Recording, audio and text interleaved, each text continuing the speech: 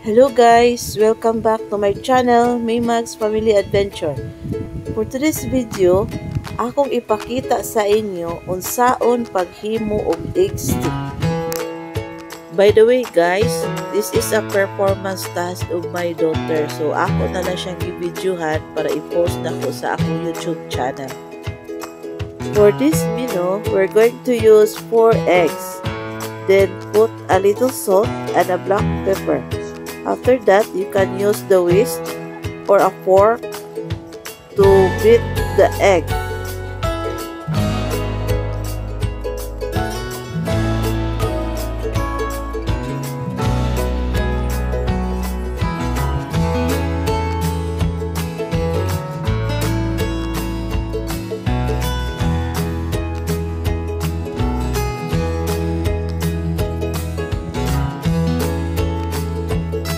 After nimo i-beat ang egg, isit aside usa nimo.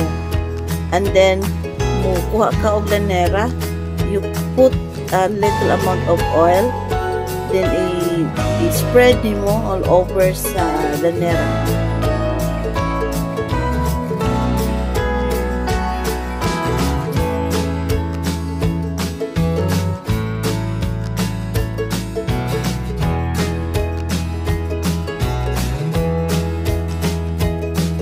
So, humanan nimo mabutangan og oil, ang katong egg, ibutang, pour nimo dito, then kanisa amo ang ipakita, balik duha siya ka hulmaan kay mapuno man kung ihurot na mo sa isa kay gamay ra human.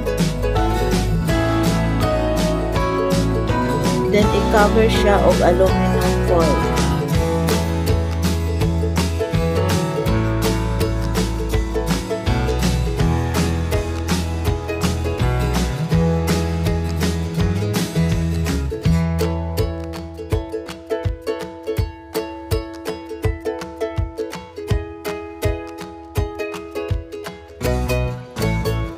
Then, ibutang na dito sa steamer and steam for about 8 to 10 minutes. So, kani siya nakapabukal na midaan o water.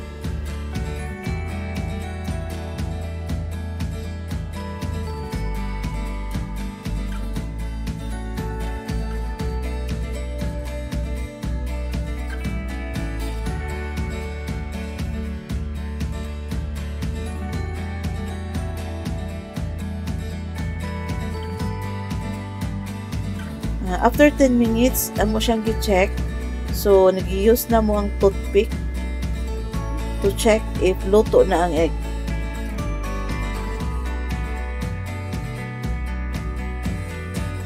Then, among ipabugnaw sa an egg o nag-prepare me for the next step.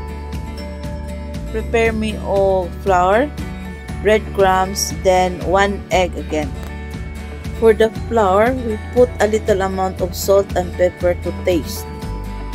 So, ang katong gipabugnaw nga egg, amo siyang tangtangon sa lanera, then i-slice into strips. So, ang katong strips, i-coat na to sa egg first, then i-coat na to sa flour, then ibalik sa egg, then after that, adto na sa breadcrumbs.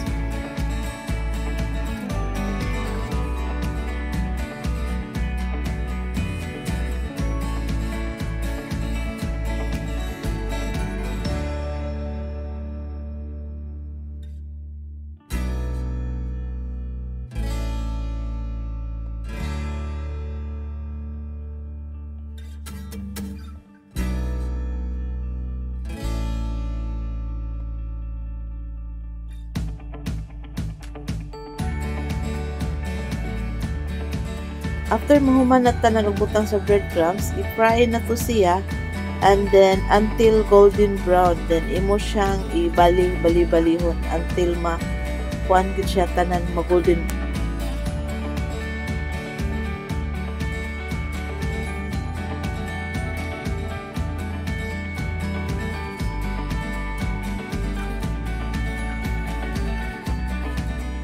And it's done. Mao na ni ang egg stick.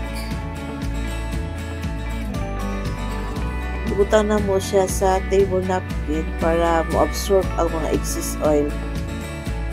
Thanks for watching guys, and please don't forget to click the subscribe button and hit the notification bell. Thank you, bye bye, see you in my next vlog.